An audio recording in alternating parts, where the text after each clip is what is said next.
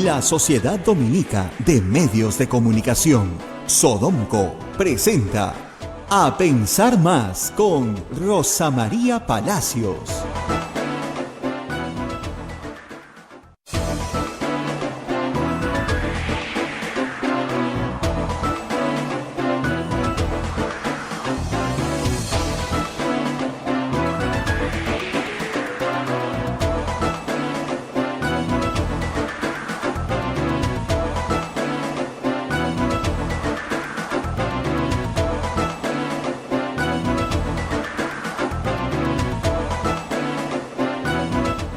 Muy buenos días, ¿cómo están, señoras y señores? Bienvenidos a Pensar Más con Rosa María Palacios a través de las emisoras de la Sociedad Dominica de Medios de Comunicación, la Sociedad Dominica de Medios de Comunicación, Sodonco. Antes de empezar con la sociedad, con los medios que integran la Sociedad Dominica de Medios de Comunicación, permítanme hacer un anuncio. Peruvian Travel Service aprovecha y viaja con estas promociones. Punta Cana, 5 días, 4 noches a $899. Hotel Royalton. Cancún, 5 días, 4 noches, $699. Hotel Al Ritmo Resort. Incluye boletos aéreos, traslados 4 noches, sistema todo incluido, reservas. Al WhatsApp 9903-86973, 988-456535. Pueden entrar para toda la información a la página web peruviantravelservice.com. Peruvian Travel Service, 19 años de experiencia, viaja con expertos. Y ahora doy la bienvenida también a todos los medios de comunicación de la red Sodonco: Radio Santa Rosa en Lima, Radio Santo Domingo en Chimbote, Radio San Martín en Arequipa, Radio Cepagua Ucayali, Radio Quillabamba La Convención, Radio Madre de Dios en Puerto Maldonado. Y también hay otro grupo de amigos que se unen a esta transmisión: Radio Huánuco en Huánuco, Radio La Voz de Ayacucho en Ayacucho, Radio Pública en Puno, Radio Moro en Ancash, Radio Cumbre en Huancayo, Radio Milenio en Satipo, Radio Estación Solar en Abacay, Radio Oriente en Yurimaguas, Radio Los Ángeles en Cajamarca, Radio San Valentín en Lampa, Radio Activa en Cerro de Pasco, Radio Continental en Huanta. AMTAGUA nos ponen podcasts en todo el Perú y el mundo, y además tenemos la página web www.radiosantarosa.com.pe y en la transmisión en Facebook de Radio Santa Rosa, de Radio Quillabamba, y en YouTube de Radio Santa Rosa. Bien, vamos a saludar a Rosa María Palacios, que ya nos está esperando. Rosa María, ¿cómo estás? Muy buenos días. Muy buenos días, Abel, y muy buenos días a todos los oyentes que nos acompañan desde distintas partes del mundo y, por supuesto, en todo el Perú. Antes de empezar, no olvidarme de que tenemos auspiciadores y que tengo que leer las menciones correspondientes. Empezamos con la Pontificia Universidad Católica del Perú. Por segundo año consecutivo, la Pontificia Universidad Católica del Perú obtuvo la mejor evaluación de todo el país en el cumplimiento de los Objetivos de Desarrollo Sostenible por el ranking Times Higher Education Impact 2021. Nuestra universidad lidera 13 de los 17 objetivos que plantea la Organización de Naciones Unidas. Ahora los colegios dominicos.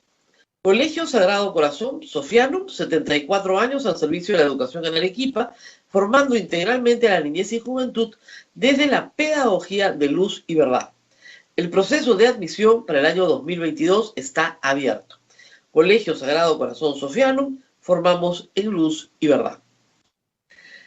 El Colegio Privado Bilingüe Reina de los Ángeles, situado en La Molina, Lima, tiene como meta la educación en las virtudes cristianas para construir una sociedad más humana, más fraterna y más feliz. El Colegio Bilingüe La Asunción, perteneciente a la Congregación de las Hermanas Dominicas de la Inmaculada Concepción, ubicado en Trujillo, La Libertad, brinda una educación a jóvenes y niños basada en las virtudes y en la espiritualidad dominica.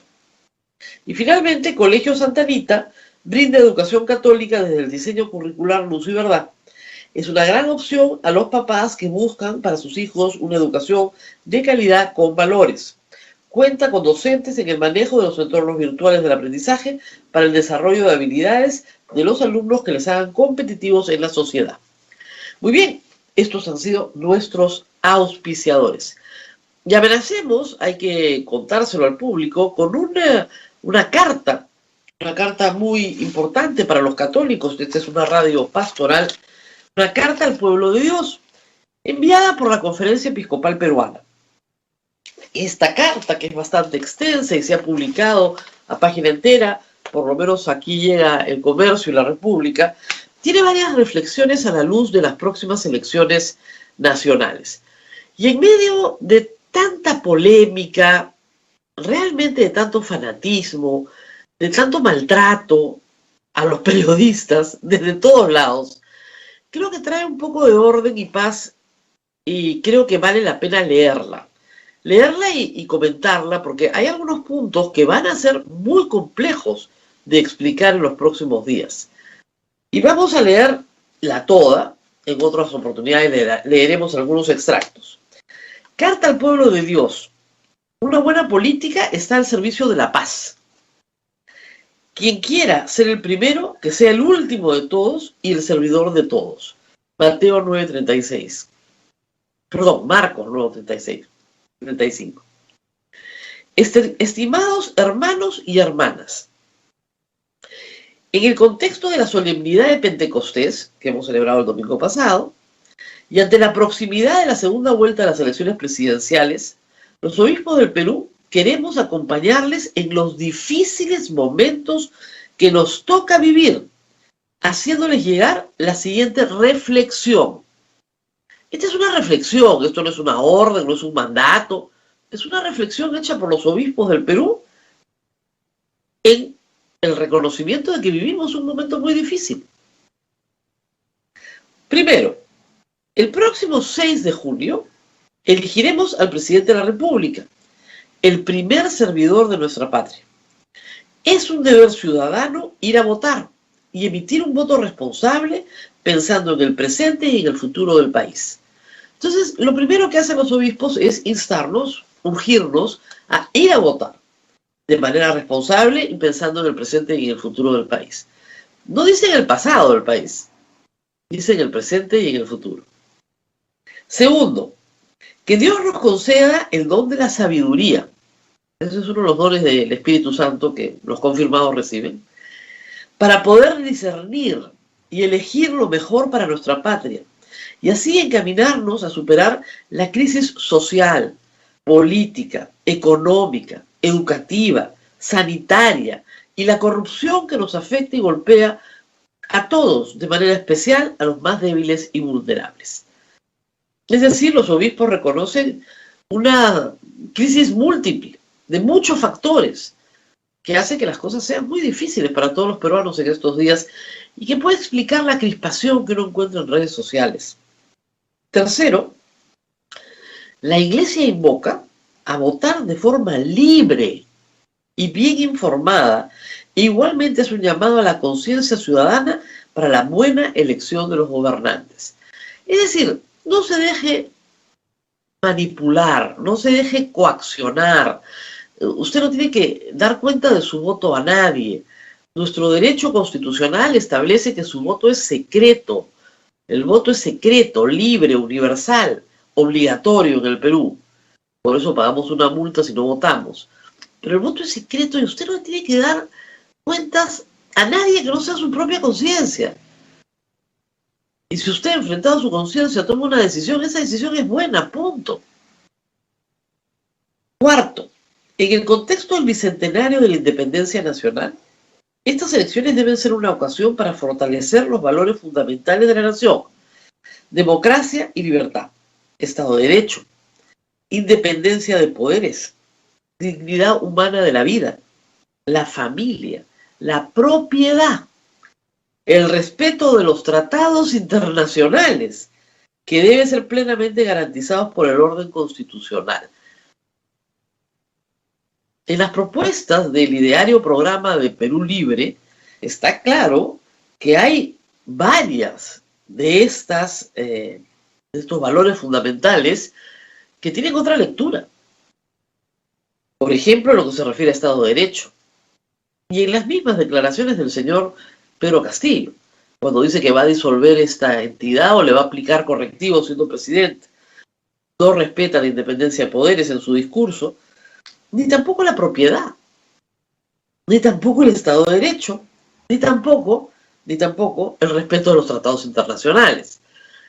Todo depende, además, en esta confusión que tenemos hoy, Si está hablando Cerrón, si está hablando Castillo, si es ideario programa, si es el plan rumbo al Bicentenario, o son las declaraciones del propio Castillo que suelen ser muy confusas. Quinto, con nuestra elección debemos reafirmar los grandes valores éticos, morales y religiosos que sustentan nuestra nación desde sus inicios y que constituyen la gran reserva moral del país que debemos cuidar y ennoblecer. Es un imperativo moral.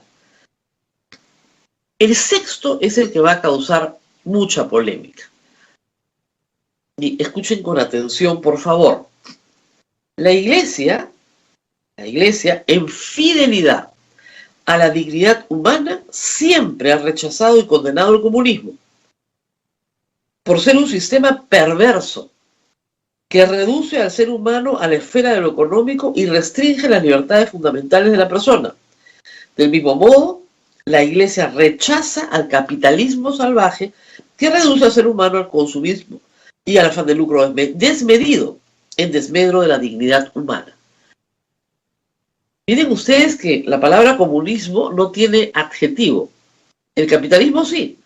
La Iglesia no rechaza el capitalismo, lo que rechaza es el capitalismo salvaje. Pero rechaza de plano el comunismo, cosa que siempre ha hecho y que no es ninguna novedad. Vamos a regresar sobre este punto 6. 7. Igualmente la Iglesia condena el terrorismo, la violencia venga de donde venga, y todo atentado contra la vida. Y se cita a San Juan Pablo II en Centesimus Annum, en encíclica, y a Benedicto XVI en Caritas in Veritate. 8. La Iglesia tiene como fuente de sus enseñanzas el Evangelio y lo anuncia en comunión con el magisterio pontificio y el magisterio de la Iglesia en América Latina y el Caribe, que se sustenta en los principios de dignidad humana, el bien común, la opción preferencial por los pobres, promoviendo una sociedad fraterna, solidaria y una economía inclusiva, pues nadie debe quedar afuera, como promueve la doctrina social de la Iglesia. 9. La Iglesia, fiel al Evangelio de Jesucristo, siempre ha estado y estará al servicio del país, como lo viene demostrando en este duro tiempo de la pandemia. Nuestra fuerza y nuestra esperanza proviene del Señor, quien es el modelo de toda persona y ha venido para que tengamos vida y vida en abundancia. Es una frase de Juan en capítulo 10, versículo 10. La buena política, 10, debe atender las urgentes necesidades, sobre todo de los seres más pobres y vulnerables, y debe ser capaz de unirnos, no de dividirnos, pues nadie se salva solo. Todos somos parte integrante de un país de todas las sangres. Nadie puede ser descartado. Papa Francisco, discurso durante su visita al Perú en el año 2018. 11. Para fortalecer la democracia es necesario una ciudadanía activa, proactiva y vigilante que esté muy atenta para preservar el orden democrático ante cualquier intento de quebrantarlo. Acá hay una preocupación bien clara de la Conferencia Episcopal. 12. Como ciudadanos necesitamos con urgencia recuperar la confianza entre nosotros para que juntos y con generosidad construyamos un Perú realmente fraterno, solidario, en paz. No nos dejemos robar la esperanza. Que el Señor de los Milagros bendiga al Perú y que la Virgen Santísima nos proteja por la intercesión de Santa Rosa de Lima y de San Martín de Porres, defensores de los pobres. Los obispos del Perú, Lima, 25 de mayo del año 2021. Muy bien. ¿Por qué los obispos se han visto en la obligación de mandar esta carta? La semana pasada la Conferencia Episcopal auspició una proclama donde los candidatos juraban algunas de las cosas que están aquí: defender el Estado de Derecho, respetar la propiedad, respetar los tratados internacionales. Pero creo entender que luego de que se efectuara el acto simbólico de la firma de este documento, pues inmediatamente han habido declaraciones que contradicen lo firmado. La Conferencia Episcopal recuerda aquí qué es lo que importa a la Iglesia: la defensa de la vida, la defensa de la familia, la defensa de la propiedad y la defensa del Estado de Derecho. Y leamos el punto 6 nuevamente. La Iglesia, en fidelidad a la dignidad humana, siempre ha rechazado y condenado al comunismo por ser un sistema perverso que reduce al ser humano a la esfera de lo económico y restringe las libertades fundamentales de la persona. Asimismo, la Iglesia rechaza el capitalismo salvaje que reduce al ser humano al consumismo y al afán de lucro desmedido en desmedro de la dignidad humana. En esta campaña, y en esta segunda vuelta, Keiko Fujimori no representa al capitalismo salvaje. Eso está claro. Representa sí al capitalismo, pero un capitalismo bien regulado, ¿no? Y bastante inclusivo, con programas sociales y redistribución de la riqueza. La pregunta es si Pedro Castillo representa o no al comunismo. Comunista lo llama Keiko Fujimori en todas sus presentaciones.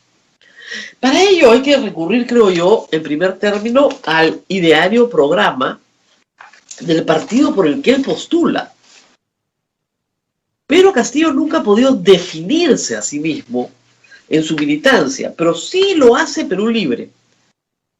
En el capítulo primero del ideario programa, sobre la naturaleza del partido, dice lo siguiente: Perú Libre es una organización de izquierda socialista que reafirma su corriente ideológica, política y programática.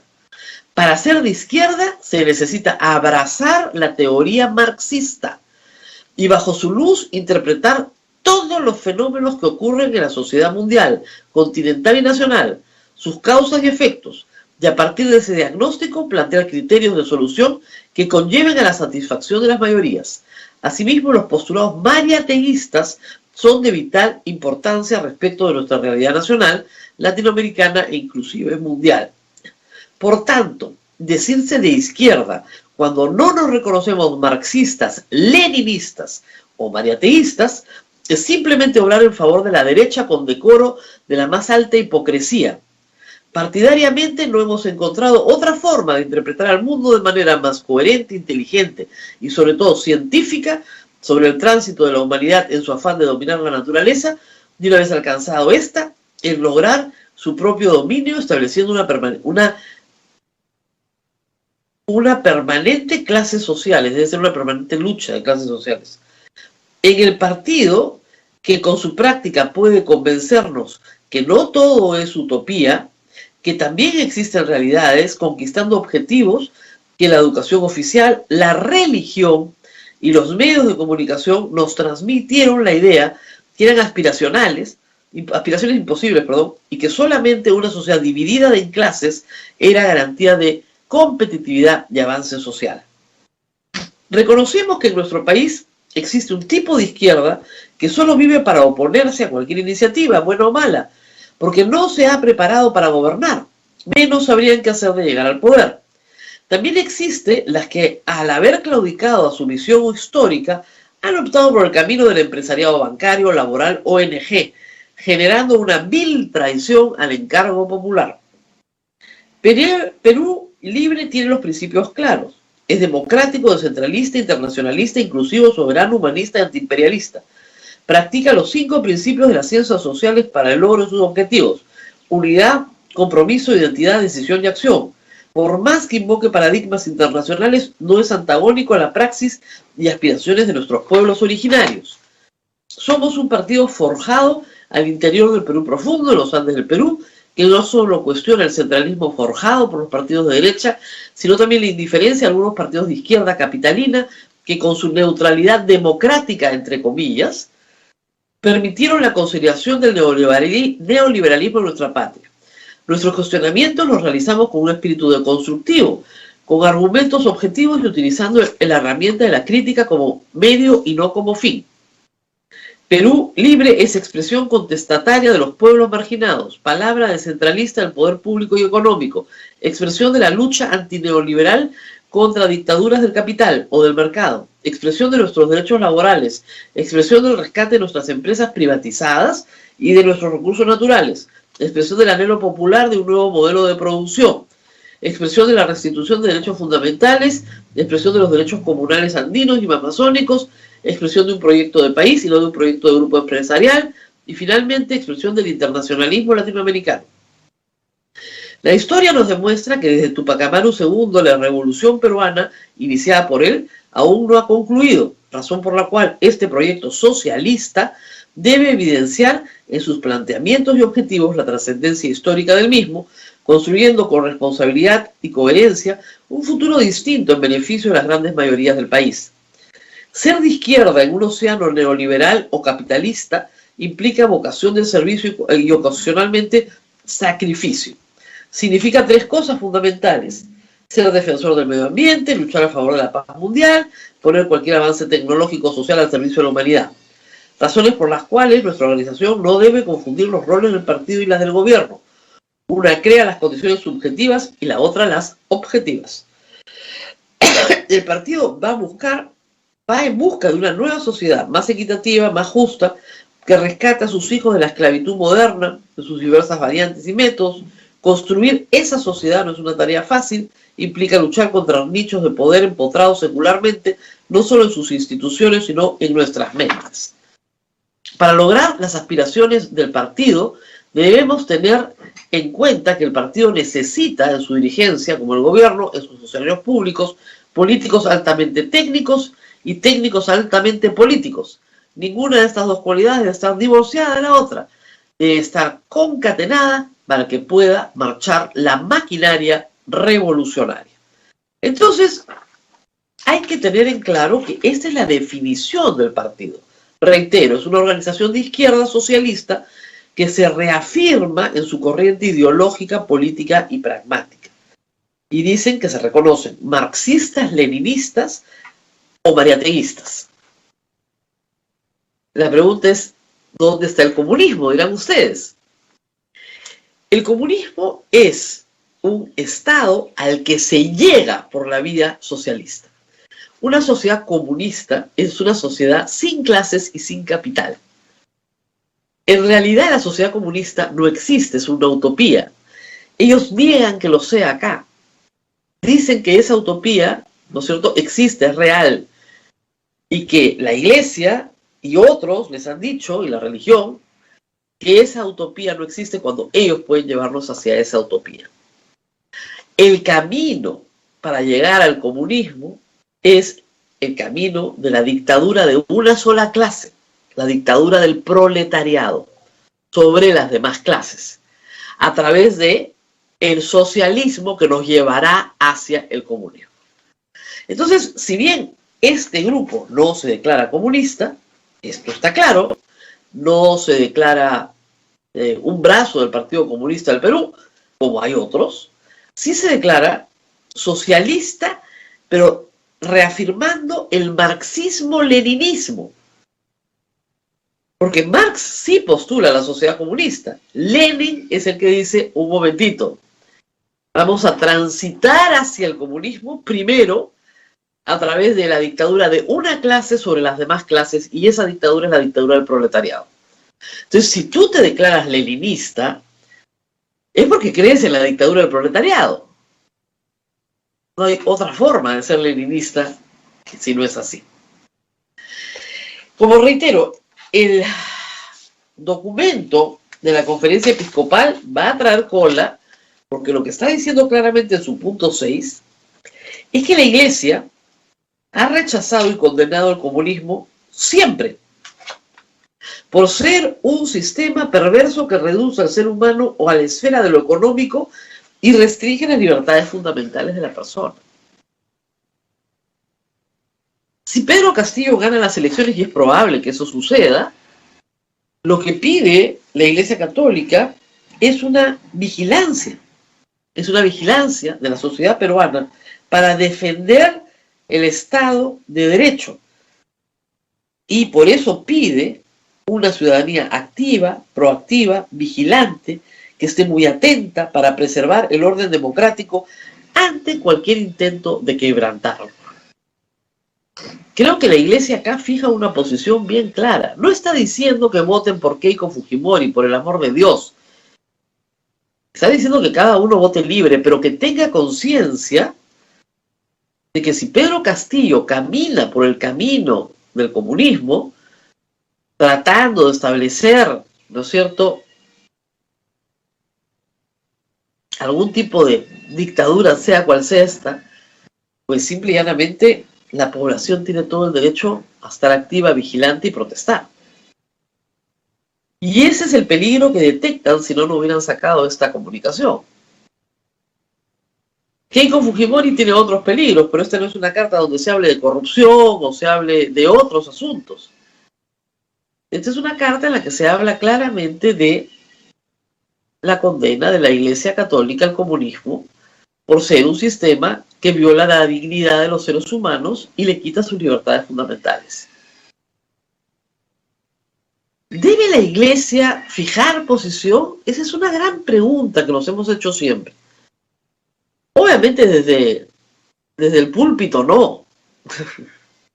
Es una falta de respeto decirle a un feligrés por quién tiene que votar. Eso es politizar tu fe. La fe no se politiza. Pero sí hay una reflexión, y en ese sentido está haciéndose llegar esta carta, es una reflexión sobre lo que la Iglesia condena como violatorio de la dignidad de todos los seres humanos. Y también es una forma de fijarle a los dos candidatos un marco, más allá de la proclama, en la cual quede claro que hay ciertos parámetros donde un gobernante tiene que desarrollar su trabajo. Y esos parámetros no han desaparecido. Siguen ahí. Esos parámetros son el bien común, la dignidad de la persona, el rescate de las personas vulnerables. Ese marco está en el respeto a la separación de poderes, a que nadie tiene el poder absoluto en una democracia, a que las minorías tienen que ser escuchadas, a que la propiedad privada tiene que ser respetada. Eso está clarísimo en este documento. En estos días, ayer y hoy, hemos tenido un gran debate en redes sociales que francamente en algunos momentos, y lo debo decir, ha sido insoportable. El BRAEM, nuevamente sacudido por un grupo narcoterrorista o terrorista narco. A algunas personas que defienden a Pedro Castillo les revienta que se diga que son un remanente del Sendero Luminoso. A algunas personas que están con Keiko Fujimori les revienta que se diga que solo son narcos. Son las dos cosas, por el amor de Dios. A los narcotraficantes puros y duros, lo último que les interesa es llamar la atención sobre sus actividades. El narcotráfico trabaja en la oscuridad, en las sombras, en el silencio. No hace atentados y masacres como las que hemos visto por las puras, ¿no es cierto? Porque eso implica que inmediatamente tienes presencia policial y militar en la zona, que es muy malo para sus negocios de narcotráfico. Los narcotraficantes no están llamando la atención de la Policía Nacional. Los narcos no matan policías por las puras. Los matan cuando son un obstáculo para el tráfico que están realizando. Esta matanza no tiene ninguna racionalidad desde el punto de vista del narcotraficante, pero sí tiene racionalidad política frente a el acto electoral que vamos a emprender. Y es una racionalidad política que ha estado presente en esa zona en los últimos 25 años, sobre todo en procesos electorales, porque se trata de una facción escindida del Sendero Luminoso. El Sendero Luminoso de Abimael Guzmán es un sendero acuerdista. Quiere un acuerdo de paz y para eso tiene el Movadef, que busca la amnistía. El sendero de los Quispe Palomino se deriva de una facción que sale del Sendero Luminoso, que quiere proseguir con la lucha armada, y por eso se llamaban proseguir.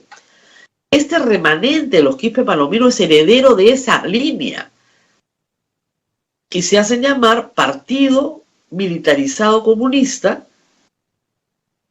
¿no es cierto?, que tiene remanente de Sendero Luminoso, que es ahí donde se han formado, y finalmente narcotráfico. Y fuerte componente de narcotráfico, que es el que les da sustento económico para poder subsistir escondidos en el monte, en una zona completamente agreste, donde es muy difícil que la Policía Nacional y las Fuerzas Armadas puedan desplegar toda una actividad sin ser emboscados y aniquilados por el enemigo. Esa es la situación. Ahí no hay ningún psicosocial, esto no es un invento. Hay 16 cadáveres, 14 ya identificados, hay mujeres, niños, hombres que estaban en una cantina, en 2 cantinas conexas. Y que significa que estos remanentes, este partido comunista militarizado, está cambiando el modus operandi. Y ya no va al asesinato selectivo de policías y militares, sino que está yendo al asesinato de población civil, sobre la cual quiere dar ejemplos, si quieren, a través de el asesinato de aquellas personas que consumen licor o que están involucradas en algún negocio de prostitución. Y ya no es selectivo, es a mansalva, entran y matan a todos. Si no, no se explica la matanza de criaturas. Estamos hablando de otro fenómeno que está mutando.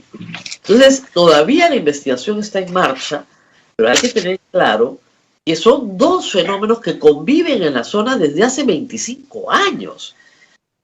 Y que estos Quispe Palomino, como ustedes comprenderán, en 1980 no habían nacido.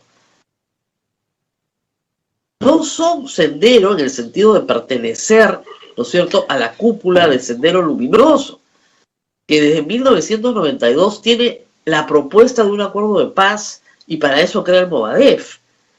No hay relación entre un grupo de acción militar en este momento y el Sendero Luminoso que está preso.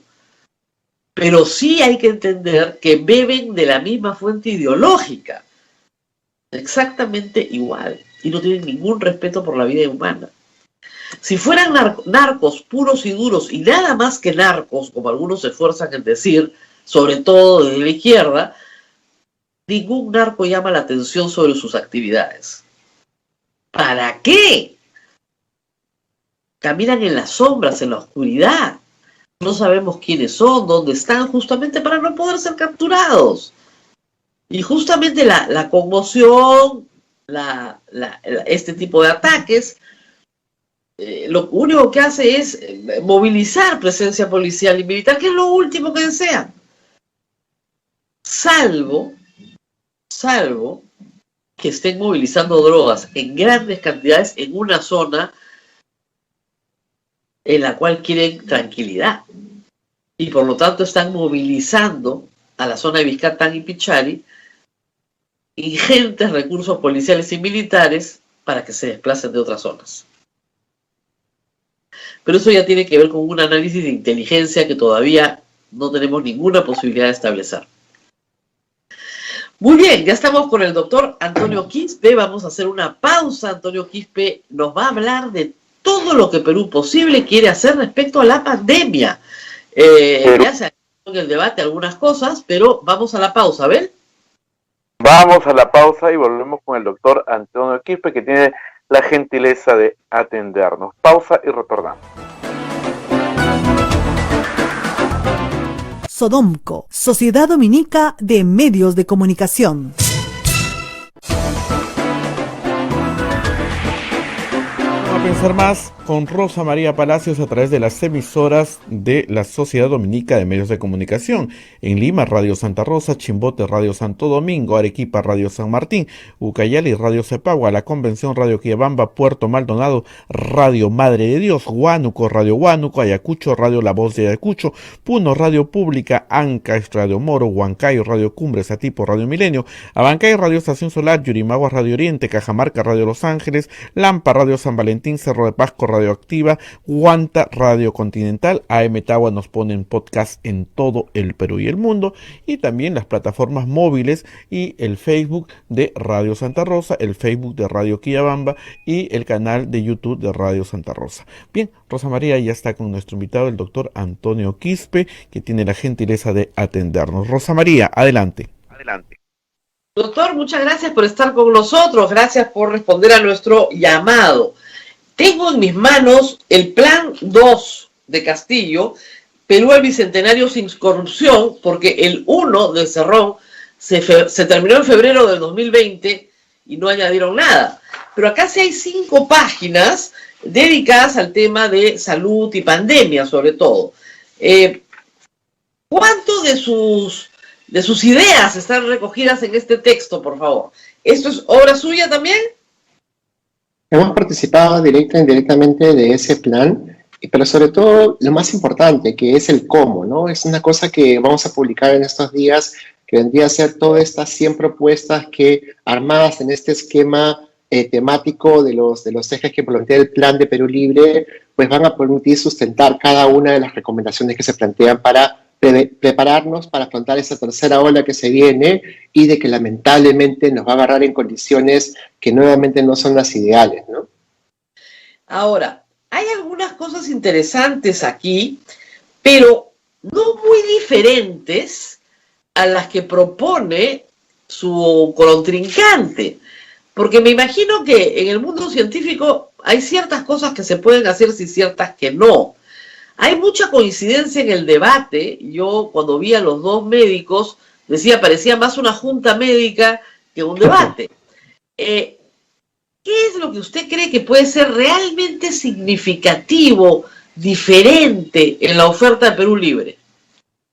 Bueno, en principio esta idea central de plantear la salud como un derecho y usar la ciencia para informar la toma de decisiones, ¿no? Además de eso, el tema de la vacunación, juntos los tres son los 3 pilares de este plan, ¿no? La vacunación para salvar vidas, la toma de decisiones basadas en la ciencia para evitar los errores y la atención primaria como aquel factor faltante que tanta vida y tanto dolor nos ha costado en la primera y la segunda ola, ¿no? Sobre esos 3 pilares se construye este plan que tiene 6 ejes y que básicamente tienen como meta garantizar la salud como un derecho. Y en ese tema, tú que eres un experto en leyes, lo que nosotros estamos planteando es precisamente corregir esos detalles detrás del artículo 7 de la Constitución que plantea titularmente la salud como un derecho, pero en la descripción del artículo habla de las discapacidades en salud y no necesariamente se construye con el artículo 11 y permiten al gobierno hacer lo que no ha hecho, que es garantizar una atención de salud de calidad y el acceso sin inequidad a los recursos en salud para toda la población, ¿no? Hay, nuevamente, el diablo son los detalles y muchas de las cosas que hay que corregirlas, ¿no? Usted entiende perfectamente, me imagino, porque ha leído la Constitución, que la salud es un derecho, ¿verdad? O sea, usted no me va a decir como otra gente de izquierda que eso no dice la Constitución, cuando sí dice la Constitución. Realmente, tú lo entiendes mejor que yo, y ahí sí no me voy a poner en tu plano porque tú eres un experto en leyes, yo soy un experto en salud pública, y justamente esta confluencia multidisciplinaria de abogados, con médicos, saludistas públicos, permiten construir la base para tomar las decisiones. 2 cosas que han pasado en todo esto, en este proceso desde que se cambió la Constitución en el 93 a la fecha, y tú lo sabes mejor que yo incluso, es de que no tenemos atención primaria. Entonces, una consecuencia directa...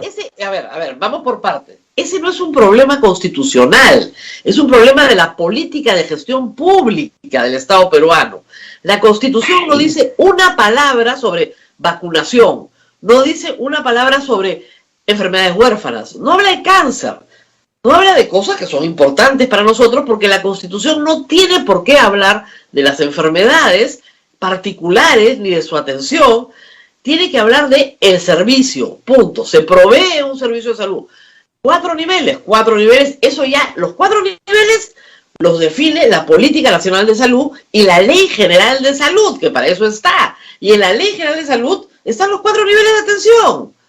¿Qué cosa nueva puede agregar a esto? Y acá sí vamos a entrar en la parte de salud pública. Nuevamente, recordemos de que la salud pública tiene diferentes aspectos que tienen que estar abordados y soportados en un marco legal. La pandemia ha puesto en evidencia todos esos vacíos del marco legal que dependen de que se declaren emergencia sanitaria del sector, que se leen unas leyes y unos marcos legales para poder hacer una ejecución del gasto del presupuesto. Toda esta acumulación de déficit de las atenciones en salud parten por la premisa equivocada de que la Constitución garantiza la salud como un derecho. Y lo único que dice la Constitución con respecto a ese artículo es lo que dice el artículo 7, que se titula tal cual: la salud es un derecho, pero como tú mejor sabes que yo, el diablo está en los detalles. Lo que dice inmediatamente después de eso, y lo puedes leer tú conmigo si lo deseas, es de que el concepto que está detrás de esa salud como un derecho es una cosa de kindergarten. Cualquier salubrista público lee ese artículo, lo compara con otros artículos de la Constitución de Chile, de Ecuador, de Brasil, de Colombia, y encuentra diferencias completamente sustanciales. Vamos a leer el 7 y el 7A, para que quede claro. Todos tienen derecho a la protección de su salud. Es el texto, ¿ah? Sí, protección de la salud. Medio familiar. Todos tienen derecho a la protección de su salud.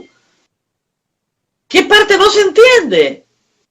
Prevención, tratamiento, pero, doctor, y todo lo que tiene que ver con manejo de las secuelas. La ley. Eso puede ser prevención, tratamiento, investigación. O sea, usted puede llenar 7 páginas de la Constitución hablando solo de salud. Pero acá está contenido. La Constitución resume un contenido. Todos tienen derecho a la protección de su salud. Sigue leyendo, por favor.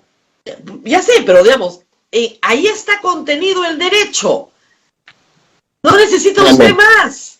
Luego vienen. Tú lo sabes mejor que yo, o sea, ahí está el detalle. Y luego vienen leyes, reglamentos, decretos supremos, va bajando hacia abajo, Ley General de Medicamentos, Ley General de Salud. Rosa María, tú sabes, por ejemplo, que cuando la Constitución dice el peruano tiene derecho a la vida y tiene derecho a la vida no sin ningún tipo de discriminación, bla, bla, bla, bla, bla. Ese fraseo es tan importante como para usarlo de insumo para discusiones de el aborto, el defensa de la vida, la derecho a la concepción, todo. Estos detalles cuentan, y tú lo sabes mejor que yo, no podemos ignorar los detalles. Cuando dice la protección de la salud es incompleto, es un concepto vacío. Todos tienen derecho a la protección de su salud. Todos. ¿Qué cosa significa la protección de la salud, Rosa María? Para eso usted tiene una ley. No es lo mismo decir todos tienen derecho a una atención de salud de calidad que todos tienen derecho a la protección de la salud. Son dos cosas completamente distintas. Completamente. En los detalles. O sea, cuando yo digo todos tienen derecho a la protección de su salud, estoy diciendo que es salud de mala calidad. Rosa María, lo que dice es protección de la salud. En salud pública eso es incompleto, eso es de kindergarten. Ay, Dios. Bueno, lo escribieron abogados. Exacto. Todos tienen derecho a la protección de su salud. La del medio familiar, la de la comunidad, así como el deber de contribuir a su promoción y defensa. Está todo. Sigue, punto seguido. La persona incapacitada para velar por sí misma a causa de una deficiencia física o mental tiene derecho al respeto de su dignidad, a un régimen legal de protección, atención, readaptación y seguridad.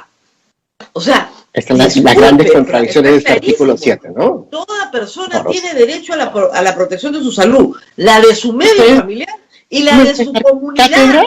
De leyes. Te puedo dar cátedra de salud, así como el deber de contribuir a su protección y defensa. ¿Por qué no? O sea, no me gusta la redacción. Entonces, como no me gusta la redacción, la Constitución no reconoce el derecho a la salud. ¿Cómo no lo va a reconocer? Rosa María, nuevamente, tú lo acabas de decir perfectamente. Cuando se planteó ese artículo en la Constitución de 93, hubo una discusión en la que se excluyeron a los expertos en salud pública. Eso no fue debatido como se debe. Es más, las 3 mociones de modificación de los artículos de la Ley de Salud en la Constitución, propuestas en el Congreso anterior, especifican el fraseo correcto. ¿Por qué razón? Porque es importante. Los detalles de los artículos son importantes. Tú no puedes negar. No puedes negar, Rosa María. Es una discusión bizantina. O sea, ¿cuántos ángeles caben en la cabeza de un alfiler? ¿La Constitución es bizantina? La Constitución no es una discusión bizantina. Porque todo en Chile están tomando la reforma de la Constitución. No puede ser bizantina. Todo lo que usted quiere que se ponga ya está en la Ley General de Salud. Rosa María, ¿tú entiendes la Constitución del 93 como la mejor Constitución? Pero no veo el problema. Por supuesto que no. Entonces no puedes decir... Tiene derecho a la protección de su salud. ¿Cómo que no está protegida la salud? Pues... Porque hay una gran diferencia en decir, todos tienen derecho a una atención de salud de calidad. Ese fraseo te calmas. hace la gran diferencia. Porque tú Mire, le puedes por dar eso es que salud la y te doy una izquierda- pastilla de paracetamol o te doy un manejo integral de tu señor salud y es Antonio la Quispe, gran diferencia. eso se llama en derecho la alienación de la norma. Y No, lamentablemente la alienación de la norma es lo que hace que los regímenes de izquierda terminen pereciendo en el universo. Porque es la alienación de la norma, es creer A que mí la no me vas a norma acusar de izquierdista, por es la empezar. realidad. Yo soy liberal, en todo el sentido de la palabra. No soy ni derecha Bueno. ni de izquierda. Bueno, Segundo, muy bien, yo dejemos sé- acá la Constitución. ¿Ya? Vamos al Plan Nacional de Vacunación. ¿Ok? Me imagino que ahí están todos de acuerdo. Hay que vacunar. ¿No? nuevamente, el plan de vacunación no es lo mismo que vacunar a todos. El plan es el cómo. Y ahí no hay consensos, hay un montón de errores y hay que corregir un montón de cosas. ¿Ok? ¿Qué cosas hay que cambiar? En principio, el uso correcto de las vacunas. Para empezar, tenemos vacunas con una alta eficacia que se pensaba que necesitaban ultracongeladores. Ahora resulta de que las dosis, una dosis de la vacuna de Pfizer equivale o ofrece más protección que 2 dosis de Sinopharm. Que la vacuna de Pfizer que requería cadenas de ultracongeladores, ahora se pueden manejar en refrigeradores de menos 20 grados centígrados y podemos tranquilamente actualizar la norma. ¿Para qué? Para con esas vacunas de Pfizer utilizar una dosis, vacunar a la gran mayoría de población con una dosis y eventualmente, cuando todos alcancemos la inmunidad de rebaño, darles la segunda dosis. ¿Cómo se llama eso? Inteligente. Señor Quispe, lamentablemente, doctor, no es la forma en la que la están aplicando en los Estados Unidos, de acuerdo a las normas de la FDA. FDA está aplicando 2 dosis. En Europa sí. Yo lo sé, pero en Estados Unidos, Pfizer, en Estados Unidos, FDA aplica 2 dosis. Tienen millones de dosis a su disposición. Esa es la gran diferencia, Rosa María. Okay. Si te faltan las vacunas 2 dosis para todos. Si te faltan las vacunas, haz una vacunación inteligente, prioriza.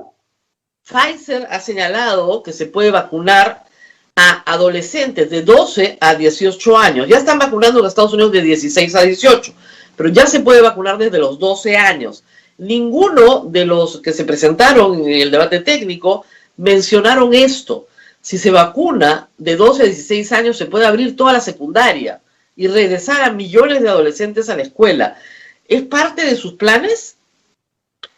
Nosotros tenemos un plan para alcanzar la inmunidad de rebaño y el plan pasa por priorizar, en principio, las pocas vacunas que tenemos. ¿Cómo? Empezando como lo ha hecho el gobierno correctamente, por el grupo de alto riesgo de muerte, que son los adultos mayores. En el grupo de adultos vamos a priorizar los grupos funcionales. Queremos que los niños regresen a las escuelas, que las universidades reabran y nuevamente, bajando de la forma más segura posible, a recuperar esa tan ansiada normalidad. Pero para eso tenemos que proteger y vacunar primero a los profesores. Entonces, un grupo funcional al que vamos a priorizar dentro de esta vacunación inteligente es a los docentes precisamente para poder reabrir los colegios. No se puede mandar a un adulto mayor, a una persona de 60 años con comorbilidades, pero, señor Quispe, la verdad es que alto riesgo. No entiendo por qué dice que no hay vacunas si el Estado peruano ya compró 60 millones de vacunas. Somos 32 millones de habitantes en el Perú, el padrón electoral es de 25.500.000. ¿Por qué van a faltar vacunas? Sobran vacunas. Eso mismo dijo Vizcarra, ¿lo recuerdas? Que cuando se estaba saliendo teníamos 30 millones de vacunas de Sinopharm, ya estaban a punto de llegar, y no sabes si llegarán o no. Sagasti miente. Lo que tenemos que hacer es hacer un diagnóstico institucional de lo que recibimos. El presidente Sagasti, y lo sabe muy bien, no puede hacer promesas que no va a poder cumplir él en diciembre. Él no puede decir, es irresponsable decir que va a alcanzar en diciembre. Claro, pero si usted ya compra, y la fecha de entrega es posterior, usted ya compró. Pero el detalle está en que no hay fecha de entrega. No hay fecha de entrega, Rosa María. Y eso lo sabes tú mejor que yo. No hay fecha de entrega. Sí hay fecha de entrega. Lo que hay es un periodo de tiempo, hay una temporalidad. Antes de diciembre, eso es una fecha. Antes de diciembre se entregan. Usted dice que no van a entregar 60 millones de vacunas, entonces va a cortar las dosis y en vez de poner 2 dosis va a poner 1. Una nomás. El objetivo es llegar a la inmunidad de rebaño. ¿Qué implica eso? Vacunar a más del 70% de la población.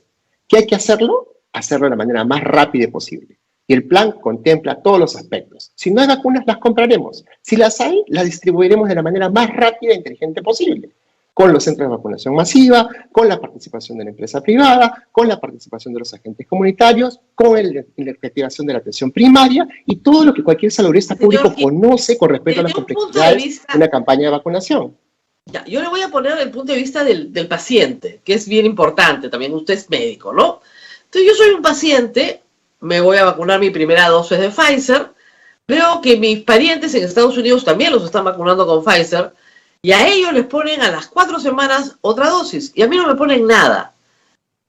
¿Usted cree que yo como paciente voy a estar tranquilo?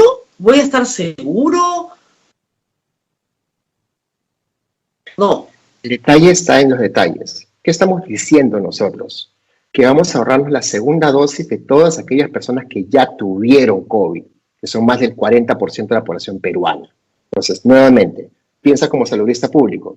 Si tú tienes una persona que ya estaba expuesta al COVID, ya tiene un grado de inmunidad, le das una primera dosis de Pfizer, ya está demostrado que la inmunidad adquirida que adquieren es 6 veces más fuerte que la persona que recibe 2 dosis. Entonces, una persona que ya tuvo COVID, el 40% de la población peruana, le das una sola dosis, ya tiene la inmunidad y podemos postergar la segunda dosis para poder vacunar a más personas y que no se mueran. ¿Cómo se llama eso? Vacunación inteligente. Es que la inteligencia tiene un pequeño problemita. Ese 40%, de ese 40%, hay una gran mayoría que no sabe que tuvo COVID, porque fueron asintomáticos.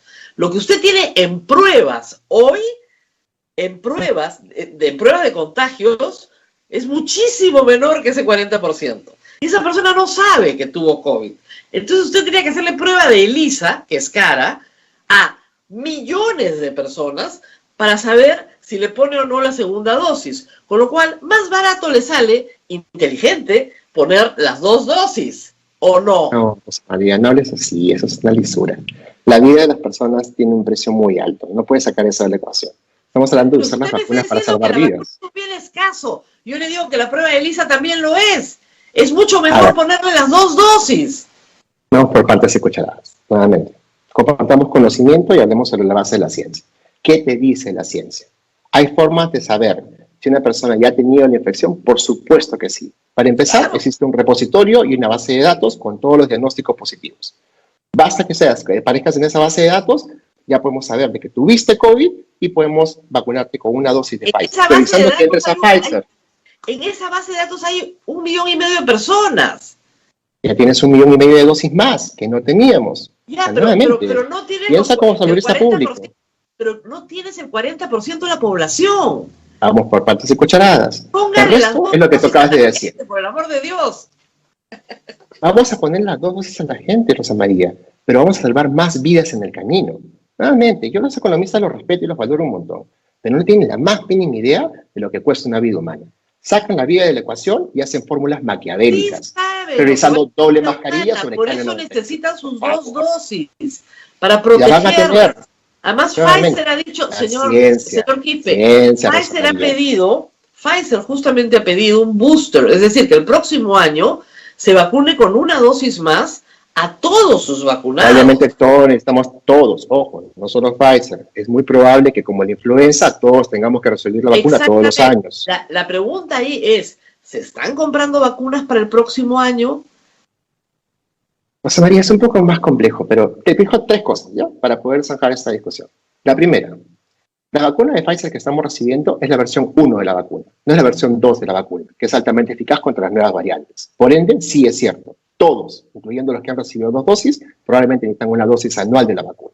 Segundo, no tenemos tantas vacunas de Pfizer como para darnos el lujo de hablar como si tuviéramos todas de Pfizer. La gran mayoría de las vacunas que se aplican en Perú son de Sinopharm y pronto van a llegar las de AstraZeneca, Johnson y probablemente las de Sinovac, si que no llegan las demás en el camino, que tienen menor eficacia que la de Pfizer. Tenemos una vacuna altamente eficaz que tenemos que usar de manera inteligente porque nos va a permitir salvar más vidas. Y todos aquellos que ya tuvieron COVID, la segunda dosis la podemos patear de acá 6 meses a 9 meses en el camino a vacunar a más personas. Nuevamente, ¿con la idea de qué? De salvar vidas. Muy bien, entonces usted al 1,5 millones que ya tuvo COVID no le pone Pfizer. Le pone una. Estamos Pfizer en aquellos que ya tuvieron COVID para poder usar una dosis. y eventualmente darle la segunda dosis, pero ya no en el esquema de dentro de 24, de 21 días. Lo puedes patear 6 meses después. Es inteligente. Hay otro pequeño problemita. Para cuando ustedes lleguen al poder, que probablemente ganen, ya creo yo que hasta 50 años van a estar vacunados. Es decir, ya les queda de 50 años hacia abajo. Ya todos los vulnerables están vacunados. Puedes hablar así, porque en el grupo de mayores de 80 años, según el Ministerio de Salud, han llegado más de un 70 y pico, por 70-80%. Ese 20% es como un diagrama de logarítmico. Cuesta 10 veces más vacunar ese 20% que vacunar ese 80% que ya vacunaste. Y ese 20% es suficiente reservorio para que tengas mortalidades extremadamente altas en los lugares donde los ciudadanos no tienen acceso a recursos de calidad en salud. Segundo, sí es cierto, están bajando en el prioridad, pero tienen un problema serio de comunicación con los antivacunas.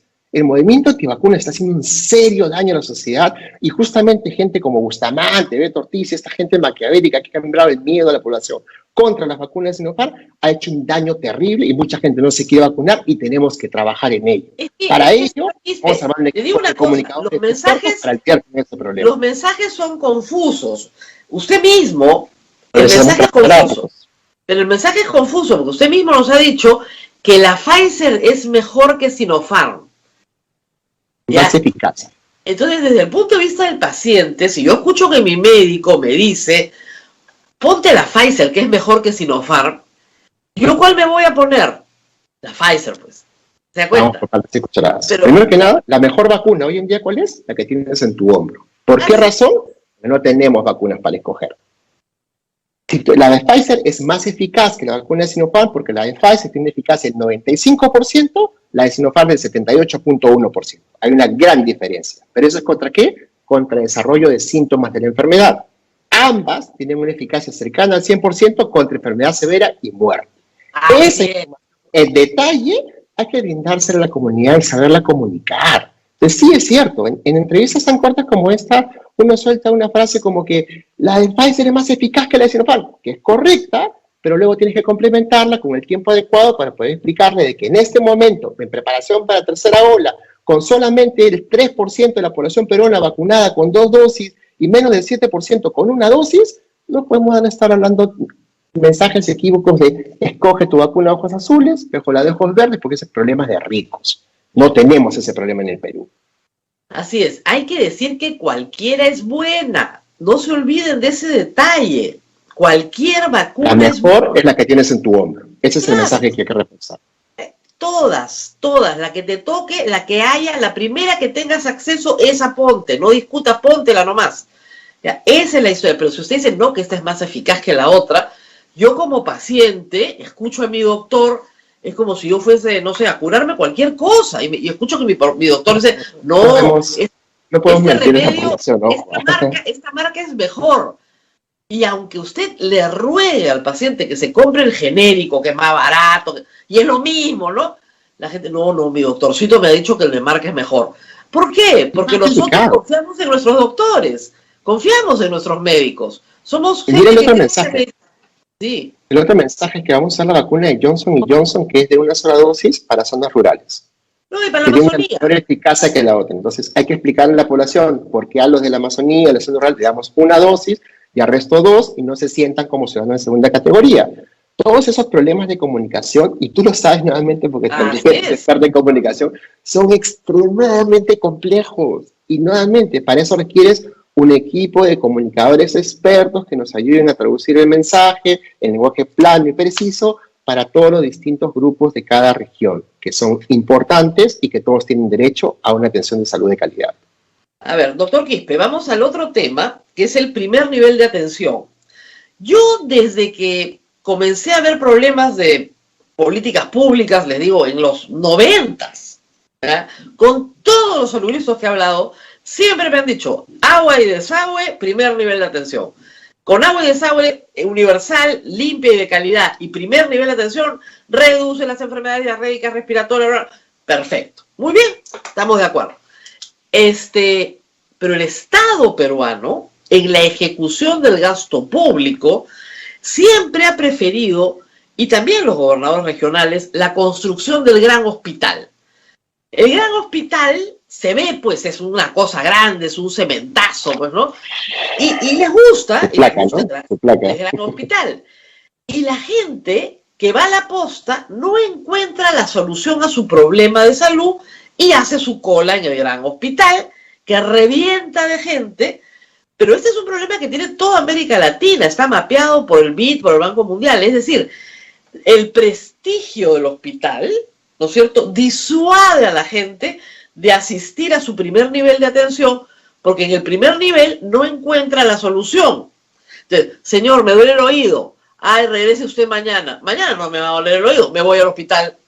¿Se da cuenta? Entonces, ¿cómo hacer? Esto no es un problema de la pandemia, es un problema que tiene 40 años en el Perú. Todos los que postulan a algo me dicen que van a arreglar el primer nivel de atención. ¿Cómo piensan hacerlo ustedes? Por favor, si tienen la varita mágica. En el primer nivel de atención es algo que nos hemos olvidado y que no depende de agua y saneamiento. Hay que entender un poco de qué se trata. Tú en el pasado, si te enfermabas, tenías y sabías el nombre de tu médico. Tú ibas a la comisaría y sabías el nombre de tu comisario. Hoy en día la gente no tiene más mínima idea de si hay un médico alrededor suyo o no. Eso hay que cambiarlo. ¿Qué implica eso? Que la posta de salud de tu distrito al que tú vas a recurrir para atenderte tu problema de asma, tu problema de medicación para tu hipertensión, tu problema de medicación para tu diabetes, etcétera, etcétera, etcétera. Y más importante, para recibir tus vacunas, para atender a tus niños, tienen que tener el recurso humano y la infraestructura necesaria para hacerlo. Son 4.000 postas en el Perú que están clasificadas como de nivel 1 que no tienen profesionales de la salud. Tenemos suficientes médicos para controlar, pero los médicos, ¿qué pasa? Tienen que postular un sistema residentado en el cual por cada 2.000, 3.000 médicos que egresan solo hay 50, 60 plazas. Y el resto se queda pateando latas, cambia de trabajo o se va a otro país y hay una fuga de talentos impresionante. Si se le dan las condiciones, contratos dignos y sobre todo una infraestructura que tenga esa reputación que hay que construirla porque no existe, para poder garantizar que las personas que trabajan en esos lugares van a tener suficientes recursos para poder atender a su población y van a poder dar una atención de salud de calidad, vamos a prevenir una cantidad de muertes absurdas en este país. Estoy de acuerdo con usted porque fíjese, yo he hecho reportajes con los serumistas desde hace 20 años y yo he visto las condiciones en las que trabajan en Huancavelica, en Ayacucho, en las peores postas que se pueda imaginar, donde los chicos son médicos ya jóvenes, llegan con sus propias cosas. No les dan ni un estetoscopio, llegan con todo propio para poder hacer lo que pueden con lo que tienen. Hay algunos que son muy ingeniosos, otros no tanto, pero no tienen medicina, no tienen ni gasa. ¿Ya? Entonces, implementar esos botiquines, si se quiere, cuesta. Y contratar al personal, hay que contratar a 4.000 médicos, ¿no es cierto? Y un grupo de 2 o 3 enfermeras, dependiendo del lugar. Entonces, ¿cuánto en presupuesto público y en concurso nacional creen ustedes que pueden hacer? ¿Cuánto va a costar? Para todo efecto práctico, nuestra apuesta inicial son esos 4.000 puestos de salud. El presupuesto para eso es alrededor de 4.000 millones de soles para la escala nacional, incluyendo recurso humano, infraestructura y todo lo que tiene que ver con los insumos. Es caro, pero vale la pena. ¿Por qué razón? Porque el ahorro en términos de enfermedades prevenibles, enfermedades infecciosas, manejo correcto de enfermedades crónicas, prevención de secuelas, justifica ese gasto y descargas y te ahorras un montón de atención hospitalaria completamente necesaria, que es un recurso más caro, dicho sea de paso, y que es el que más se consume en este país. Cambiando este esquema, haces una mejor redistribución del gasto. Por eso hablamos de gestión de presupuesto eficiente. Se puede hacer muchísimo más bien con el presupuesto que se tiene si lo usas de manera adecuada. Así es. Sin embargo, hay que decir que pese a la carencia del primer nivel de atención, hay 2 indicadores que son muy buenos en el Perú. La reducción de muerte materno-infantil, que es también control previo, control de la mujer embarazada y control del niño sano, y también en vacunación, en el Plan Nacional de Vacunación, no el de la pandemia, sino el Plan Nacional, la vacunación en el Perú es muy potente. Es decir, sí se está llegando en esos 2 rubros y sí se ha tenido éxito en los últimos 20 años. Entonces, en esa estrategia hay algo que rescatar, como por ejemplo el parto vertical y otras estrategias que se han aplicado en zonas rurales que están salvando vidas. Entonces, tampoco, a mí lo que me preocupa muchas veces, doctor, es que llega un nuevo gobierno y son como Adán, el primer hombre, quieren volver a hacer todo de nuevo. Y hay estrategias que han sido muy potentes para mejorar indicadores. Entonces yo me gustaría que me dijera qué quiere rescatar de lo que hay. Bueno, primero que nada, eso que dices es correcto. Hay que reforzar lo bueno y corregir lo malo. El Perú tiene una experiencia ganada en estos años impresionante en diferentes aspectos. Mortalidad materna, mortalidad infantil, atención de parto, prevención de enfermedades crónicas, los programas de prevención de tamizaje para citología vaginal y los cánceres más frecuentes han logrado reducir grandemente esto. Pero la pandemia nos ha hecho retroceder décadas. Tú hablabas del parto, de atención de parto de calidad. Hoy en día las mujeres en zonas rurales, en regiones, reciben una atención de parto que es como si fuera hace 70, 20 años, porque no están recurriendo a los centros donde normalmente den atendido sus partos. Muchos de estos hospitales han sido cambiados para ser hospitales COVID. Ya no hay y no los hemos reemplazado. Muchas personas que tenían prevención de cáncer con tamizajes anuales no se han vuelto a hacer un Papa Nicolau, una mamografía en más o menos ya más de un año. Entonces, todas esas cosas generan un retraso que para empezar tienes que empezar a corregir. Y esto tú lo sabes también porque el aspecto económico que manda, el aspecto de salud, es fundamental y todos los gastos de las personas que usaban para prevenir, seguros y todas las demás cosas que eventualmente te permitían lidiar con en un caso de una enfermedad severa, hoy día genera enfermedades que son catastróficas para la economía familiar. Entonces, todo va de la mano. En nuestro caso en particular, con la experiencia que tenemos y el plan que tenemos, parte de un diagnóstico integral. Si no sabes dónde está el problema, no puedes solucionarlo, pero a la par tienes que primero hacer este plan de los 100 días porque tienes la tercera ola. Entonces, es trabajar en diferentes frentes a la vez porque no puedes descuidar a los que se mueren normalmente más los que se van a morir si no haces nada para prevenirlos. Es complejo, por eso requiere un equipo amplio, un equipo multidisciplinario y darle a cada profesional las oportunidades y los recursos para que pueda hacer esos cambios y eventualmente pensar también en un bicentenario y aspirar a una salud mejor. Claro, doctor, usted era muy entusiasta de las cuarentenas rígidas. ¿Ya no tanto? ¿Ya cree que esa etapa pasó? Lo que pasa es que la ciencia cambia, la ciencia evoluciona. En el pasado, en la primera ola, tú me preguntabas, ¿qué cosa hay que hacer? Cuarentenas rígidas. ¿Por qué? Porque no teníamos la mínima idea de cómo se transmitía el virus, ni habían vacunas, ni otra intervención que funcionara, y la ciencia te decía, esta es la mejor intervención. En la segunda ola, todo eso cambió. Eso era parte de la prehistoria, de la primera ola de la pandemia. Ya aprendimos de que el virus se transmitía por aerosoles. Teníamos que haber usado las KN95 de manera masiva, nunca se hizo. Estamos en la segunda ola, se siguen utilizando pediluvios, mediciones de temperatura, reducción de aforos sin fiscalización, toques de queda, cierre del tráfico, cosas que ya no existen en ningún país civilizado.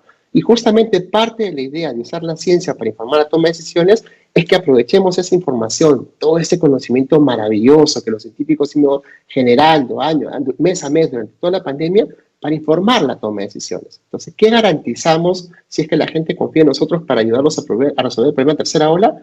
Que vamos a usar las mejores evidencias disponibles para tomar decisiones en salud pública con la mayor eficiencia posible. Y eso parte por actualizar todas las guías de la prehistoria del Ministerio de Salud, ¿no? Muy bien. En otros temas, la famosa ivermectina y las curas milagrosas. Tenemos un problema grave con esto también, porque lamentablemente, y de nuevo hay que ponerse en la psicología del paciente, ¿qué más yo quisiera que alguien me diera una pastillita y yo curarme el cáncer? ¿No es cierto? Pucha, sería maravilloso, pero esa pastillita no existe. Igual ha pasado con el COVID. Fue el dióxido de cloro, tenemos una comisión en el Congreso que va a estudiar, que no sirve para nada, tenemos el problema de la ivermectina, pero hay que señalar que cosas como la vacuna peruana, que no existe, también han sido, digamos, de interés del candidato Pedro Castillo.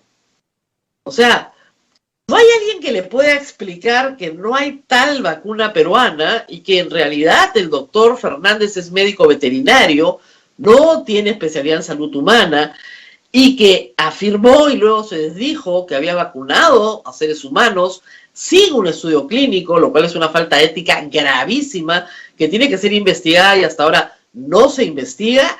¿Quién aconsejó al señor Pedro Castillo de que era una buena idea?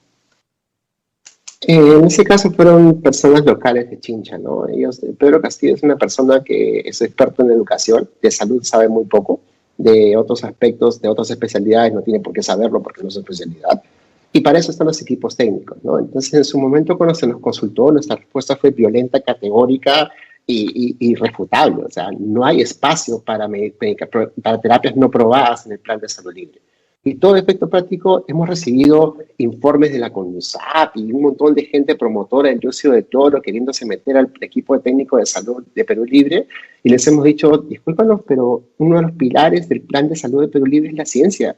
Y si tú no me presentas evidencias científicas para recomendar lo que quieras recomendar, no lo vamos a incluir, porque es precisamente esos foros técnicos donde se discuten estas cosas. Los políticos tienen que confiar en sus equipos técnicos para informar su toma de decisiones.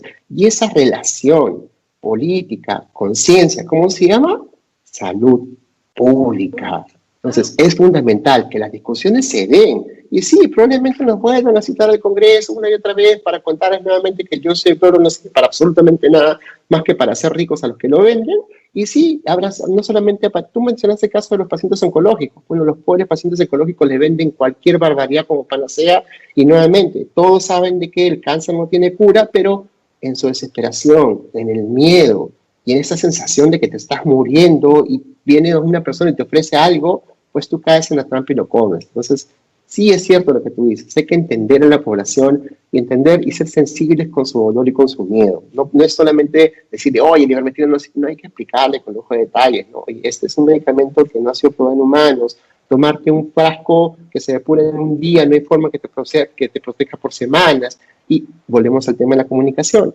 Y nuevamente, todos son diferentes aspectos de problemas complejos que requieren una atención dedicada, especializada, tiempo y recursos para poder solucionarlos y no tienen una solución rápida. No es un tema de que tienes la pantalla sucia, la limpias y se te soluciona. No es tan fácil. Ahora, doctor Quispe, lo que viene ahorita, usted lee tanta literatura científica, yo como amateur, usted como profesional, viene la cura del COVID. Es decir, hay varios laboratorios en el mundo que no apostaron por la investigación científica en vacunas, sino por la investigación científica en medicina oral para curar. Merck está muy avanzado, algunos están en fase 1, otros están en fase 2 de estudios clínicos. Es posible que el próximo año personas no vacunadas puedan ser curadas con medicación. Y ahí también no nos pueden madrugar, pues, ¿no? O sea, eso es algo que cualquier comité científico de cualquier país tiene que estar buscando. O sea, ¿qué laboratorios están por sacar patentes ya de curas? Porque yo estoy de acuerdo con usted que mucho mejor es prevenir, inmunicemos a toda la población, te ahorras el problema, es más barato que curar, pero hay curas en camino. Quería saber qué están trabajando en ese tema. Estamos aplicando una ciencia que se conoce como prospectiva, la ciencia que se dedica justamente a investigar cuáles son las alternativas en desarrollo, explorar y hacer algo como lo que hizo Israel, que fue el que tuvo la perspectiva más brillante del planeta, de adelantarse a todos, reconociendo que el proyecto de Pfizer era el más serio de todos y fue el primero en comprarle millones de dosis, con lo cual pudo alcanzar la inmunidad de rebaño más rápido que cualquiera, es precisamente la prospectiva. Y algo que también hemos preocupado en reclutar talento, justamente en prospectivistas que nos ayuden a resolver problemas como el que tú estás planteando. Y volvemos al tema que planteaste hace un rato, el tema de la vacuna peruana. El concepto de que el Perú adquiera la capacidad de desarrollar vacunas es una agenda que tiene 30, 20 años de atraso y que en algún momento nos tenemos que poner al día. ¿Por qué razón? Porque no podemos depender año tras año de vacunas carísimas que se produzcan en otro lugar cuando podemos y debemos implementar las tecnologías y las capacidades para hacerlo. Pero eso no se hace de la noche a la mañana. O sea, tienes que hacer una inversión a mediano y largo plazo, ¿no? Digamos, para hacer laboratorios con estándares de calidad que tienen que ser altísimos en vacunas, necesitan no menos de 5 años. No tenemos 5 años. O sea, cuando los candidatos decían, vamos a hacer la CAIO, mira, no tienen idea de lo que están hablando. No está mal que el Perú desarrolle una industria de vacunas, por supuesto, y que en 5 años podamos tener vacunas para la fiebre amarilla, vacunas para muchas cosas que además son endémicas en el Perú. Pero eso va a demorar, eso puede ser un plan de largo plazo. Lo que no creo que vaya a demorar, por la velocidad y la inversión que se está haciendo, es medicamentos curativos para el COVID, que podrían ser también además ampliados a otros ámbitos. Hay tres aspectos. Primero que nada, la OMS tiene una revisión sistemática viva que todos los meses se actualiza para ver qué medicamento ya reúne las evidencias para recomendarlas. Ya no son 3, ahora son 5, de los cuales podemos adquirir 2. Y pelear por esos 2 medicamentos es volver a entrar a esta competencia internacional por las vacunas. Es una negociación muy bestia y para eso estamos conformando un equipo de expertos. Están en fase 2 todavía. Ya hay 2 en fase 3, que son 2 antivirales que ya están desarrollados, sí. Entonces, hay que estar ahí. Y a mí me llamó la atención, sí. Le digo que en el debate técnico, ninguno de los dos nos dijo eso, porque, o sea, si yo quiero decirle algo nuevo, si quiero dar futuro a mis electores, ya no hablo de la vacuna, hablo de frente a la cura, porque estamos a puertas de que el mundo conozca la cura. Yo creo que en 6 meses probablemente estará terminando la fase 3. Entonces, eso va a ser muy potente. Hay 3 cosas, ¿no? Sí es cierto, pero los que están en ese tramo de curas en términos de que previenen infecciones son 3 medicamentos que estamos monitorizando y que están en fase 2 recién. Los 3 que tú mencionas que están en fase 3 son antivirales para pacientes casos severos todavía. No es que tratan pacientes leves. Pero sí, los estamos targeando. Pero más importante que eso es el tema de que hay cosas que el Perú sí puede hacer. Por ejemplo, algo que no hemos hecho y tenemos que hacer, pero de la manera más rápida y lenta posible, es producir KN95 o respiradores. Tenemos la industria para hacerlo, pero no lo hemos utilizado. ¿Por qué razón? Por falta de perspectiva, por falta de visión. Si sabemos que vamos a tener que enfrentar pandemias en el futuro, no podemos tener escasez de respiradores teniendo gamarra, pues. Es imperdonable. ¿Qué hace falta para poder desarrollar eso? Es solucionar toda esa serie de aspectos que no se han dado y que ponen al Perú en el sótano de la escala de desarrollo de patentes, ¿no? Entonces, la inversión en ciencia tiene que ir de la base con un tema a corto, mediano y largo plazo. Problemas, ¿no?, imperdonables de infraestructura. O sea, cualquier persona que construya un hospital sabe que tiene que tener planta de oxígeno. Es absurdo que no tenga. Se han construido hospitales en el Perú sin planta de oxígeno, o se han construido con planta de oxígeno pero sin ductos, o se han construido los ductos y no la planta de oxígeno. O sea, tenemos de todo. O hay planta de oxígeno, está malograda hace 10 años. Entonces, se han reparado, sí, efectivamente, se han mejorado, o sea, se ha invertido en eso en el último año, pero no puede haber un establecimiento hospitalario de nivel 2, yo entiendo que nivel 1 tal vez no, pero de nivel 2, que no tenga provisión autónoma de oxígeno. Eso es inaceptable. Entonces sí creo que eso es algo que hay que ofertar y priorizar muy rápidamente. Ahora, los concentradores se pueden usar también, pero tienen otros fines, son para enfermos leves y sirven, por supuesto que sirven, pero no sirven para la cantidad de flujo que se necesita. Entonces, obvio, ¿no? Eso, la parte de infraestructura me parece más que obvia, se cae por su peso y eso implica una gran inversión. Algo más que oferten ustedes, que no oferte la competencia, porque hay que comparar. Mira, hay 3 cosas que tenemos que hacer sí o sí, ¿no? Esto de las casas Respira es una cosa muy importante, pero pensado no solamente para el contexto de la pandemia, sino que esa infraestructura que se va a desarrollar pues sea permanente y multifuncional. Ahora es un tema respiratorio, más adelante puede ser otro cólera, y esas mismas casas pueden servir para esa infraestructura. Desarrollarlas en cada distrito nos va a permitir resolver problemas de crisis, como lo que se puede venir en un fenómeno del Niño, etcétera, etcétera, etcétera. Entonces, hay que tener esa infraestructura que no existe hoy en día y desarrollarla, aprovechando que se va a preparar para la tercera ola con una visión a largo plazo. Lo de vigilancia genómica, que es fundamental y que estamos en pañales. O sea, si no tenemos una idea clara de esta entrada de la variante de la India, que puede transformarlo todo y convertirse nuevamente en un monstruo de 1000 cabezas, pues estamos ciegos y no vamos a tener capacidad de responder. Y lo otro es que tenemos que tener la capacidad de desarrollar guías de práctica clínica actualizadas, y eso implica participar a toda esta comunidad de expertos y especialistas que actualmente discuten, pero tú ves a la Sociedad de Medicina Intensiva sacando sus recomendaciones que salen publicadas en su página y nunca se traducen en intervenciones de salud pública. Entonces, esa comunicación, esa participación implica cambiar normas que todavía absurdamente le piden a los hospitales que tengan sus propias guías para todas las enfermedades habidas y por haber. Esa mentalidad retrógrada, absurda de la época de la pera, tenemos que cambiarla. Entonces, en general, lo que estamos proponiendo es un cambio de chip. Y este cambio de chip parte por usar la ciencia para tomar mejores decisiones de salud pública. Y si tú haces eso de manera sistemática y como parte base de tu razonamiento para resolver problemas de salud pública, siempre vas a estar mejor preparado. Pero también parte del reto entre los científicos que éramos malísimos comunicadores, pero de los peores que había, y nunca veías un científico hablando en los medios, ¿no? Recién hemos tenido que salir porque nos obligaron las circunstancias y porque ya era imperdonable que no lo hiciéramos. Y ese aspecto también hay que desarrollarlo y trabajarlo bien. ¿Y qué tanta capacidad tenemos para tener esas discusiones que acabamos de tener temprano, ¿no? En este proyecto de ley de la reforma del artículo, que yo tenga la capacidad de contarte mi visión de salud pública y tú como abogada me ayudes a mí a transformarlo en una propuesta, en un proyecto legislativo, es otro problema que está en desarrollo y que no tenemos todavía respuesta. Y si no lo desarrollamos, no vamos a poder hacer ningún cambio. Entonces, es vital que estos grupos sean multidisciplinarios y en esto entra ese concepto de una salud o One Health, que es algo que ya nos han entrenado por mucho tiempo, que es pensar de manera multidisciplinaridad para poder resolver problemas complejos. Muy bien, doctor, le agradezco mucho. No sé si tengamos alguna pregunta del público, Abel. Sí, Rosa María. Doctor, los mítines es una preocupación.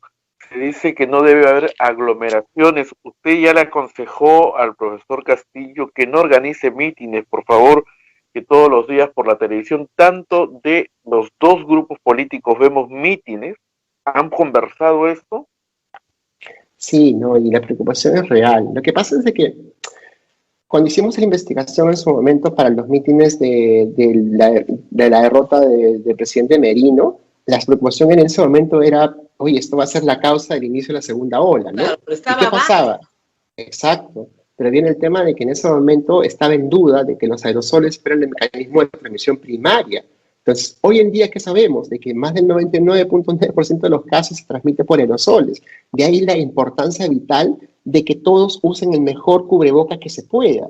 Entonces, ¿qué tenemos que hacer? Hacer un uso seguro de los espacios abiertos. ¿Qué implica hacer un uso seguro de los espacios abiertos? Que jamás por ningún motivo se dé una aglomeración de personas en un espacio cerrado. Tú puedes hacer conciertos, organizar mítines, organizar marchas de manera segura, por supuesto que sí. Entonces, el punto es, si usamos la ciencia para orientar la toma de decisiones, podemos mitigar riesgos de manera más eficiente. Entonces, la clave está en hacer una actualización para que hagan un uso masivo de los respiradores KN95. ¿Por qué? Porque ofrecen una protección cercana al 99% para protegerte de la infección.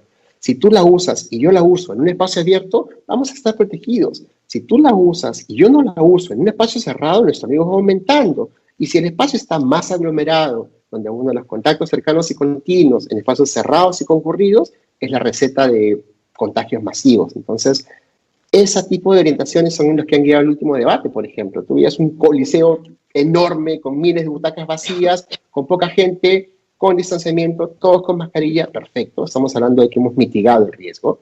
Entonces, ¿se puede mitigar el riesgo de contagio? Por supuesto que sí. ¿Qué tienes que hacer?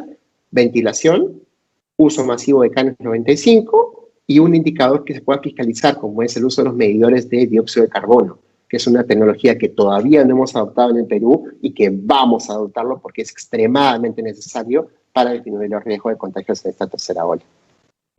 Yo leo las cifras igual que usted todos los días, doctor. Está claro que la segunda ola está de bajada franca, ¿no es cierto? Salvo en focos como en Arequipa, pero que está en franca bajada a toda velocidad y que probablemente vayamos a votar y la semana siguiente, después de la votación, llegando a la base, un poquito más tal vez hacia fines de junio. Pero luego, bien sabemos que tenemos como un respiro de 2 meses y para agosto, cuando entre un nuevo presidente, va a subir. Si en esa subida, digamos, de la tercera ola, ya tenemos vacunado un 30% de la población, sobre todo la vulnerable, que es la que muere. Exacto, esa es la clave. Esa es la clave. ¿Qué tan dura podría ser la tercera ola? ¿O ya no sería una tercera ola de una enorme dureza? No, una tercera ola va a haber. Lo que no tiene que haber es la misma cantidad de muertos. Por eso. Entonces, si tú comparas las olas europeas, ellos han tenido segundas olas, pero 8, 12 veces más alta, pero en términos de mortalidad, la mitad de mortal que la primera. Eso es cómo lo consigues haciendo esos 3 pilares: vacunación, atención primaria y uso de la ciencia para poder intervenir de manera eficaz y segura y prevenir la mayor cantidad de contagios. En este caso, uso masivo del canal 95, mejora la ventilación y fiscalización de los aforos. ¿El toque de queda debería terminar después del 28 de julio si gana Pedro Castillo? Te lo garantizo, porque es una Eso intervención que espero. no tiene ciencia para ser recomendada. Es un absurdo. Lo único que hace es fomentar las aglomeraciones y parar los contagios. No, es todo lo contrario. Si realmente te preocupa disminuir las aglomeraciones, pues amplía los horarios de atención, no los reduzcas. Porque tú vas a tener 100 personas que van a ir a un lugar y aumentas el tiempo de atención, pues disminuye las aglomeraciones. Lo que pasa con las vacunaciones, ¿no? Si haces una vacunación de 8 a 2 de la tarde, colas enormes, pero si la haces de 8 o 24 horas, que la gente puede ir de madrugada a vacunarse, pues vas a poder vacunar a más gente. Entonces, ¿qué vamos a hacer nosotros? Hacer exactamente eso. Usar la ciencia para tomar mejores decisiones y garantizar una mayor eficiencia. Sí, nosotros lo venimos diciendo desde el año pasado, con poco éxito, le diré, y con mucho insulto del público, por decir que es un absurdo que nos encierren cuando más bien deberían fomentar muchas más horas de atención. Más horas de atención, menos aglomeración. O sea, el enemigo es la aglomeración, no la tienda. La aglomeración en la tienda. Muy bien, a ver, ¿alguna pregunta adicional? Sí, ¿por qué usted no fue al debate? Preguntan acá. ¿No lo invitaron? Sí, buena pregunta. ¿Lo hubieran mandado a usted? Bueno, tenemos un capitán, ¿no? El capitán es Hernando Ceballos. Hernando Ceballos es la persona que el profesor Pedro Castillo ha escogido para liderar su equipo de salud y no ha tenido que esconderlo como el caso del doctor Bustamante, ¿no? Entonces nosotros no tenemos por qué esconder a nadie. En el equipo de salud no solamente está el doctor Hernando y yo, sino está un equipo vasto de gente que lo que busca es contribuir y sumar, ¿no? No estamos ni peleándonos viceministerios ni ministerios, y lo que dice el profesor Castillo es muy cierto. Aquí no hay ni repartija, ni ningún tipo, ni nada. ¿Por qué razón? Porque estamos en una fase de proceso en la cual tú requieres al mejor talento humano y las contribuciones son literalmente voluntarias, ¿no? Nadie cobra un centavo por participar de tus equipos técnicos. Y es importante, ¿por qué? Porque de esa manera puedes recoger opiniones, aportes de la gente que tú conoces, y todo el tiempo estoy levantando para llamar a mis colegas en el extranjero, a mis colegas en Perú, a toda la gente que conozco y que participa en estas redes de científicos nacionales, pues realmente podemos recuperar todos esos aportes y proponer un plan serio para un equipo serio en el marco de un problema altamente complejo como es prevenir la mayor cantidad de muertes en esta tercera ola. Muy bien, Abel, tengo otro trabajo, nos tenemos que ir. Sí, Rosa María. No, y le agradecemos al doctor Quispe que nos hemos pasado la hora también, la gentileza que tiene de atendernos. Así es. Muy interesante, nos vemos muy pronto. Muchas gracias por estar con nosotros. Un fuerte abrazo, cuídense mucho y no bajemos la guardia. Eso.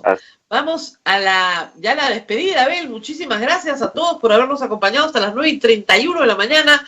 Nos tenemos que ir, yo me voy rapidito al otro programa y nos vemos el día de mañana. Hasta pronto. Gracias, chao Rosa María, hasta mañana. Chao.